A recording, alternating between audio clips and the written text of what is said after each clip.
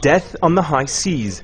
Under cover of darkness, Israeli special forces descending upon the Mavi Marmara as it made its way through international waters, heading towards Gaza. But it was not meant to be, as the Israeli raid turned deadly, with soldiers opening fire with live ammunition on those aboard. Those injured received medical attention on board, but for others it was simply too late. These images show the chaos and confusion that ensued in those deadly minutes as the raid unfolded. Mavi Marmara, you are approaching an area of hostilities. Israeli forces had warned the cargo vessel not to proceed towards Gaza or it risked being intercepted. The military said its forces opened fire in self-defense and had been attacked once they boarded the ship to commandeer it away to Israel. But an Al Jazeera producer aboard the ship saw the activists raise a white flag and described those first few minutes. The organizers on board the Mavi Marmara, after 2 people have been confirmed killed by the Israeli army, have now asked all the passengers to go inside. They've raised the white flag. This after Israeli commandos descended upon the ship in international water. Contact with anyone on board has not been restored since those critical minutes when the raid began. Since then, Israel claims it was acting in self-defense.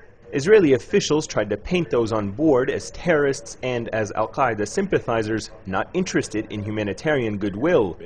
Israel claimed weapons were found on board and that the attacks on its soldiers were premeditated.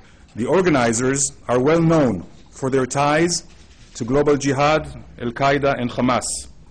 They have a history of arms smuggling and deadly terror. On board the ship, we found weapons prepared in advance and used against our forces. The organizers' intent was violent, their method was violent, and the results were unfortunately violent. But those statements go against preparations made by the flotilla's organizers and the images captured by international journalists who for weeks had monitored and inspected the crew and cargo on board before setting sail from European ports. This is outrageous. We were in international waters. Somewhere along the line, the world has got to stop Israel. It's becoming a pit bull. We are in international waters.